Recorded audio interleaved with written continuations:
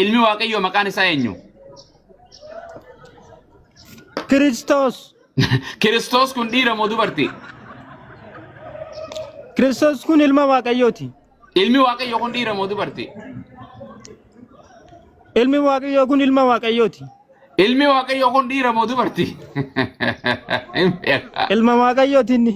Ilmi waaqayyo kun saalli isaa dhiira moo dubartii? Ilma waaqayyo gaafa jedhamu Okay, awase okay akka jedhu ergama waaqayyo gaafa itti dhufe ilma hindeessa maqaa isheeti moo maqaa isaati?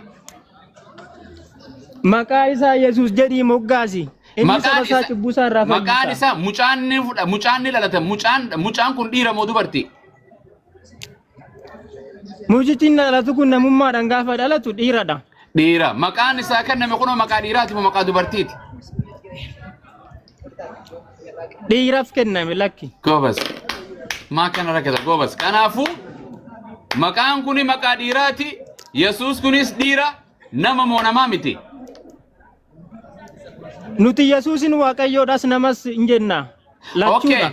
Okay, kan fannoo irratti sii boqote san nama moo waaqa? Inni fannoo irratti nama boqote sun ilma waaqayyootu fooniin naa boqote. Ilmi waaqayyo san waaqa moo nama kan boqote san? Inni boqote sun waaqayyootu fooniin boqote. Okay, maal ture Giriikitti maal ture maqaan? Achi garagalfadhaa qoy. Hebrew Okay, Greek. Okay, Greekin maal ture maqaan? Maqaan Yesuus.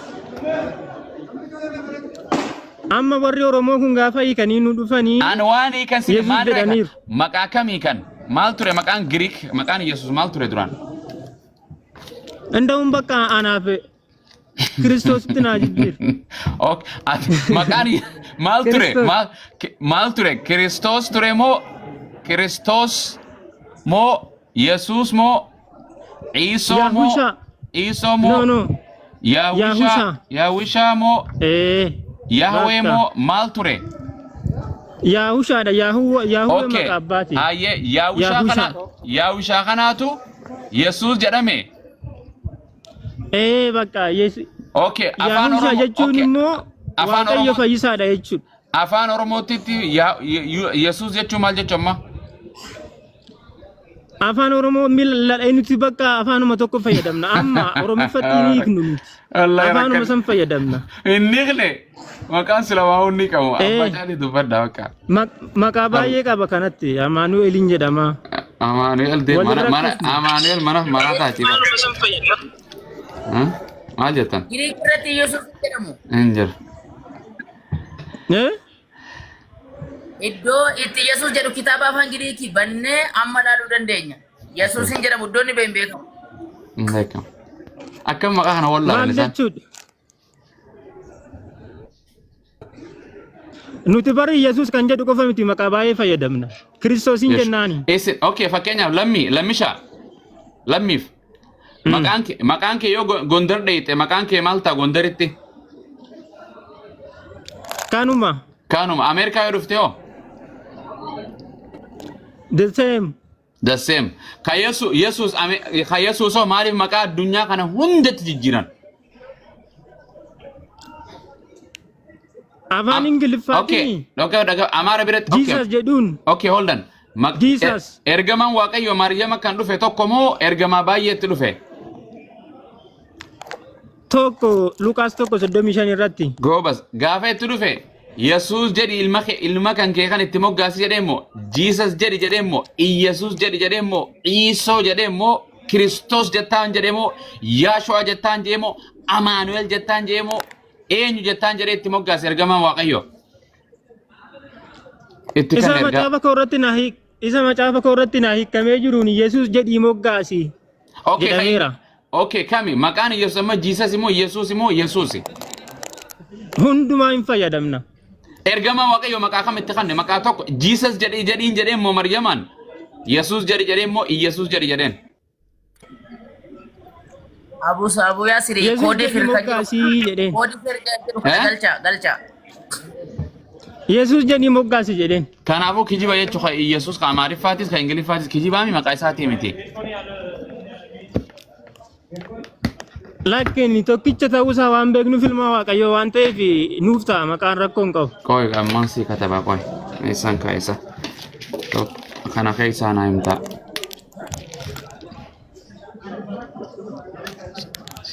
Okay. Pastaroota galchaa mee dhiisaaf Pasta nyaatani koi. Okay. Mashallah jale. Chigara galcha koi. Okay, lammi. Woi. Takka lama sadi. Okay, ergamaan waaqayyo gaafa Maryam dhufe. Yesuus jettee maqaa Jesus jettaan jedhee immoo Yesuus jettaan jedhee immoo Iyesuus jettaan jedheen. Isa Ingiliffaa irratti salaa Jesus jedhaniiru. Ani kan. Okay, ergamaan waaqayyo gaafa Maryam dhufe afaan Ingiliffaa itti haasa'e moo afaan Oromootiin afaan Amaariffaati? Lakki afaan Giriikii iyyuu miti. Afaan biraatidha maal ture maqaan isaa tokko jira. Rabbuun jechuun maal jechuudha fakkeenyaaf. Rabbuun barsiisaa bara. Lakki afaan inni Yesuus dubbataa ture bara afaan maal jedhama ture. Kana dhibe. Okay, amma fakkeenyaaf. Afaan saniin dubbate. Kana dhibe. Armaanii yaa. Maqaan namni yeroo dhalatu namni maqaan ittiin yaamamu amma gartee gaafa dhalatte maatiin ta'e maqaa tokko sin maggaaftii kamattooqiyaa sabni itti si beeku maqaa tokkoomi. Iyesuus kun hedduu dhalate moo tokko dhalate? Tokkichumti dhalateeti maqaa adda addaa qaba. Tokkichi dhalate san maqaan gartee waaqayyoon ilma Maariyamaa kanatti ergamaa argee baase maqaan inni itti moggaase maqaa kami sadeen kana keessa? Macaafa kiyya irratti Yesuus jedha kinoo isa lammaffaa. Okay, khee akkas jedha Yesuus ka Oromoo Yesuus tokko ka Amaaraa too Yesuus Amaaraa too kami? Iya angadi kana kinoo. Kana. Amaarinya ጻፋ በአማርኛ ጻፍ ኢየሱስ በልና ዲ አፋን ቆበን ሲሳፈ ኦኬ ሃየ ኻኔቱ ከአማሪፋ ኢየሱስ ለማርከነ ኢየሱስ ሰደፋቶ አፈረንጂ ጂሰስ ጀቹ ኢየሱስ ሰዲ ጅራ ጀቹ ብየለፋ ኻና ኢልሚ ዋቀዮ ሰዲ ጀቹ tokkichuma maqaa dhawaaman rakkoon qabu kun akkamitti maqaan kun tokko amma fakkeenyaaf ati okay ati fakkeenyaaf lammiidha jennu lammii haa jennu tokkicha qixxee dhibba magarsaa haa jennu magarsaa haa jennu jamaal haa jennu maqaa sadeen kana maqaa kami kaati itti gartee maatiin teessii baaftu gaafa dhalattu. Ayyee maqaa hallaa 99 jira naa tarreessa si gad akkasumatti. Maal inni? Kana hallaayi. Allah namni baasa ergamaan waaqayyo itti dhufee ittiin baafnee barsan eenyu waan hojii waan isaati bar Allah jechuun hiikoo qaba nyaachisaa jiraachisaa eenyu kanneen malee maqaan Allahadha maqaa 99 qabaa jennee nuti waan jedhe Yesuus Kiristoos ama eenyutu baasee waaqayyo kiyya bar Allah namni maqaa isaa baasee jiru hin dhalanne kiyya kan kee gaafa dhalatu maqaa ergamaan waaqayyo Maariyaamit dhufe kana kan inni itti moggaasee maqaa kami sadeen kana keessaa kan keessan eenyutu moggaaseetti nam tokko itti moggaasne ofumaan of waama akkasitti eeyyen maaf Allah hin caalere maqaa hunduma man fayyadamtan maali Allah jenna maal jenna waaqni kee eenyu jedhan Allah malee jenna way Yesuus Muhammad jechuu jirra amma waan sin jedhe kana na dhibe sadeen kana keessa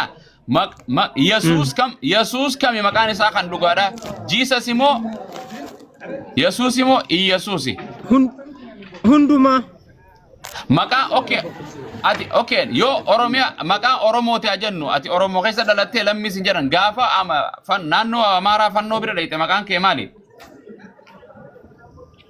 Ingeddarama inni hunduma birattu inni akka maqaa isaanitti waammachuu danda'u rakkoo wallahi firraa rakkoodha waan biraatti ittiin si ofa firraa okay maqaan Yesuus kun maqaa waaqaati moo maqaa namaati maqaa uumaati moo maqaa uumamaati lakki akkasiin jedhamu akka kiristaanaatti akkasiin jedhamu waan jedhe maqaan kun maqaan Yesuus jedhamu kun maqaa uumaadhaati moo maqaa uumamaa kenname moo maqaa uumaati kan uumaati fayyisaadha waan ta'eef Kan uumati. Eyyen uumadha inni. Okay, maqaa ne gaafa maqaa uumaan kun dhalatee maqaa itti moggaasanii mi? Uumichi gaafa dhufu La ilaha. saba isaa biratti maqaa ittiin beekamuun dhufe kanatti. Waan Maqaan jedhe isaa akka isaa jedhamudha kan jedhamu. waan jedhe maqaan Yesuus jedhamu kun maqaa uumaa maqaa ilma namaa maqaa dhiiraati moo maqaa dubartiiti? Maqaa ilma Waaqayyooti. Maqaan ilma waaqayyoo kun maqaa dhiiraati moo maqaa uumaati? Maqaa uumati. Uumadha inni. Maaf akkasitti gaafattu gaaffii? Uumaadha moo uumamaati? Laga akkas dhiisaa hin jedhamu. Okay, Yesuus dhiira moo dubarti? Yesuus ilma Waaqayyooti. Ilmi waaqayyoo kun dhiira moo dubarti? Ilmi Waaqayyoo kun namummaa isaatiin ilma namaaf hin jedheera. Ansan sin jenne ilmi waaqayyoo kun Ilma ilma dhiiraati moo Waaqayyoo ilma dubartiiti? Lakki siniif hin deebisa kaa. Ayyee. Inni ilma Waaqayyootisidha. Akkasumallee ilma namaa waan jedheef waames akkasumallee Waan jedhe la ilma namaati jechuudha. Yesuus jedhanii Maryam kan deessu Yesuus kan jedhanii kun Yesuus jedhamu kun Yesuus kan jedhu kun dhiira moo dubarti? Yesuus kan jedhu kun Waaqayyoodhas. La Ilma Waaqayyooti namas. ilmi waaqayyoo kun maqaan isaa eenyu? Sadallaa. Ilmi Maariyaam waaqayyoo deesse kuni waan si dhiisa keessaa baase hafuura qulqulluu fi abbaa keessaa baase ilmi waaqayyoo maqaan isaa eenyu? Kiristoos. Kiristoos kun dhiira moo dubarti? Kiristoos kun ilma Waaqayyooti. Ilmi waaqayyoo kun dhiira moo dubarti? Ilmi Waaqayyoo kun ilma Waaqayyooti. Ilmi waaqayyoo kun dhiira moo dubarti? Ilma Waaqayyooti inni. Ilmi waaqayyoo kun saalli isaa dhiira moo dubarti? Ilma Waaqayyoo gaafa jedhamu Okay, akka jedhu ergama waaqayyoo gaafa itti dhufe ilma hin deessa maqaa isheeti moo maqaa isaati? Maqaa isaa Yesuus jedhii moggaasi. Inni saba isaa cubbuu isaa irraa fayyisa. Maqaan isaa mucaan ni dhalata mucaan kun dhiira moo dubarti? Mucittiin dhalatu kun namummaadhaan gaafa dhalatu dhiiradha. Dhiira. Maqaan isaa kenname kunoo maqaa dhiiraati moo maqaa dubartiiti? Dhiiraaf kenname lakki. Goobas. Maa kana rakkata goobas. Kanaafuu maqaan kuni maqaa dhiiraati. Yesuus kunis dhiira nama moo namaa miti? Nuti Yesuusin Waaqayyoodhas namas hin jenna. Lachuudha. Okay, kan fannoo irratti sii boqote san nama moo waaqa? Inni fannoo irratti nama boqote sun ilma Waaqayyootu fooniin naa boqote. Ilmi waaqayyoo san waaqa moo nama kan boqote san? Inni boqote sun Waaqayyootu fooniin boqote. Waaqatu fannoo irratti boqote? Akkas hin jenne waaqummaan odoo hin taane namummaa isaatiin naaf du'e. Okay, nama fannoo irratti fannisan moo waaqa fannisan? Ilma Waaqayyoo fooniin fannisan. Ilma waaqayyooti. Ilmi waaqayyoo kun nama moo namaa miti kan fannisan kun? Waaqayyoodhas namas. Waaqaas namas fannisanii? Waaqayyo fooniin fannisan. Waaqayyo waan kan fannoo irra ture san waaqa moo namaan jedhe? Inni fannoo irra jiru sun hin fannifame sun Waaqayyoodhas namas. Waaqaa fi namas fannisanii? Waaqayyo fooniin fannisan. Foon qofa irraa fuudhanii moo foon irraa fuudhanii lafee dhiisanii? Namummaa isaatiin qofa mul'ata waaqummaa isaatiin bakka hunda waan ta'eef No, kan qabanii garafanii tumanii fannisanii fannoo irratti boqote kuni nama moo ilma namaati moo waaqa? Ana inni bakka kooti namummaa isaatiin. Si kan fannifame? Si. Ana Eyyen. Eenyu si fannise? Yesuus harkan Oromoo keessa. Cubbuu si fannise. Eessa si fannise? Bara kam si fannisan? Waggaa 2025. Gaafas dhalatte?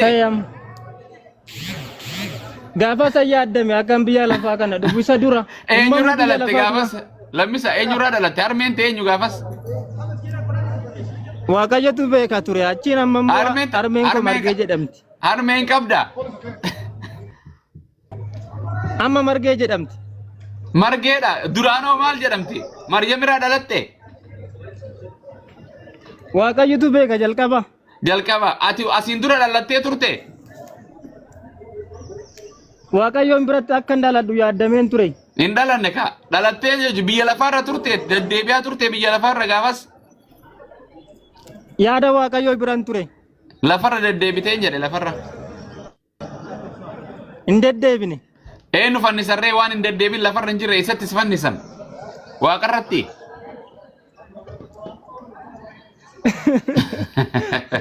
Loojikiin kees na fide. Asi fide dhumatti jechuudha. Allah Rabbi si araaramu. Rabbi si Thank you. Galatoomish. Abshira jabaadhu waa dubbisi waaqayyo hinduu hin ajjeefamuu namaanis hin garafamu. Naman waaqessinu inshallah. Waaqayyesu waaqessan waaqessan tole. Akkasi Abu Yasir. Khalid keenya moo Khalid biraati? Khalid Abdoo. Abu Khalid mae isuma. Isaan dhufe kuni. Ajaa'iba kophee guddisee. Miidhagin isaa haaraa natti ta'e garuu. Okay, follow godhe. Abshir Khalid assalamu alaikum.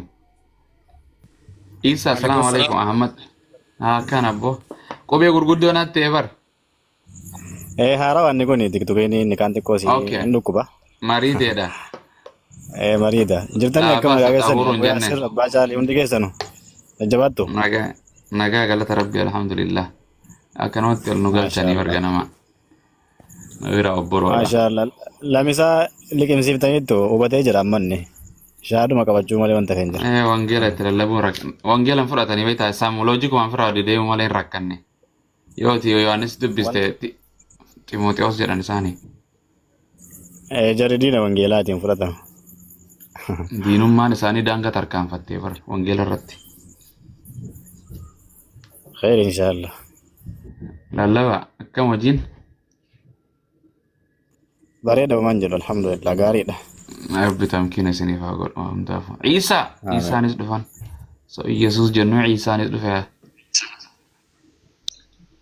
Assalamu alaikum warahmatullahi wabarakatuh. Waalaikum salaam warahmatullah. Jirtu? Jirtu ustaaza keenya. Waga jiraattan hojiin akkam? Bareeda alhamdulillah. Nagganni keessan. Amiin Allah. Akka saabticha guddaatu isin haa tolchu. Kan baraka. Dalagnu hoo. Maatiin nagaa.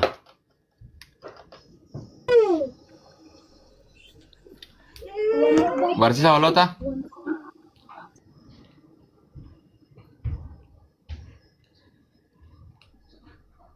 Barsiisa hoolota? Saab, you ready or what? I'll go to Jirtan. I'm gonna get it to Meyer. Hmm? I'm gonna get it to Meyer. Boom, boom. Barsiisa hoolotaan dubbattanii maal ta'e manni maqaa waaqayyoo jiraataatiin.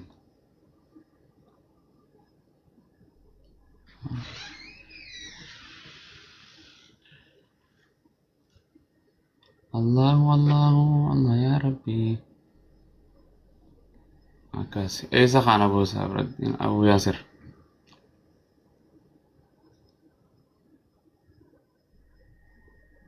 Naranale masa taskutun.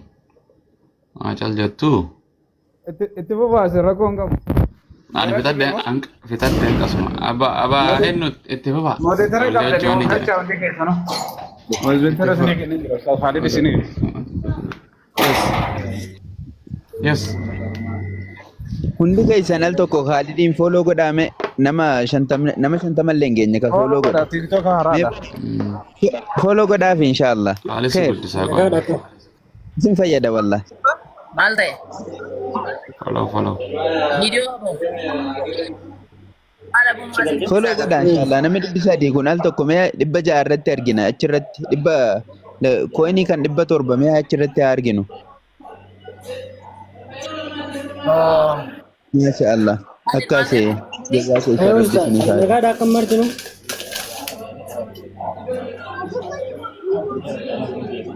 Nagaa. Gaarii malee. Mana gara manyaa. Khalidin nama follow ngone baay'ee jira ammallee. Nama baay'ee jira wallahi. Hagaywanaatti nama dhibbata kan gunne ka follow godhe. Eessa moderator isini Follow godha wallahi. Jira seenu deema. Ahmad fillee. Sena ustaz inshallah khair. Sena. Follow godha ka inshallah. Khalidin follow godha. دفع يا أنكون سكن ما تكاتو وطن نمو تران إيجت اللاين سالفين قرتني مغريشين عمتي طب رومات أنكسون من بس دي ما خلينا نقول إمو مالو بالله عليكم ما تكام أفورا خيس أنجراني قو تانيرتو جران ما ربا بسديت ربا لما خيس yes it's right here. Where? I have it here. Jarana goraka mali.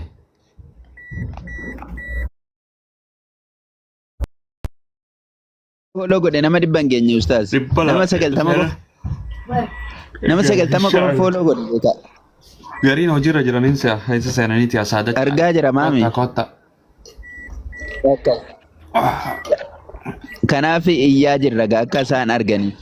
Akas. Khaliditti follow Khalidin godhaayi jenne kanaaf isinitti iyyaa jirra walla. Isin fayyadaa beekaa yoo viidiyoo baasee waan tokko dubbisuu yoo barbaade amma ustaz Khalid baay'ee rakkisa. Careful, okay? Kanaafuu kuma tokkoon ga'uufii qabdan yoo xiqqaate illee. Kuma tokkoon ga'aafi.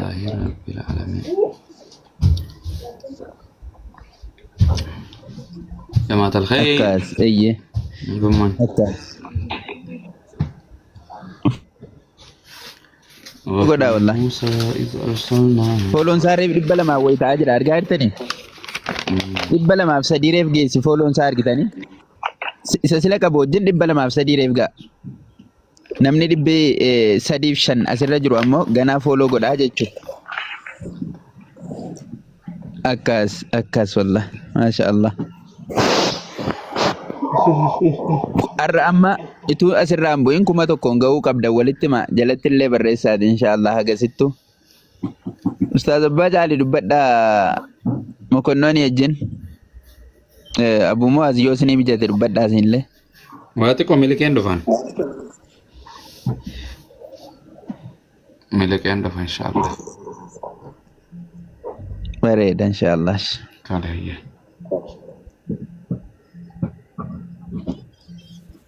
Galatooma wallahi ummati gaafa waa isinitti immoo sassan kana isin jaallanna bar.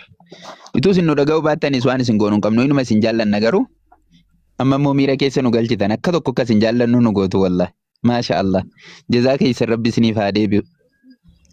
Wallahi. Mokonnan.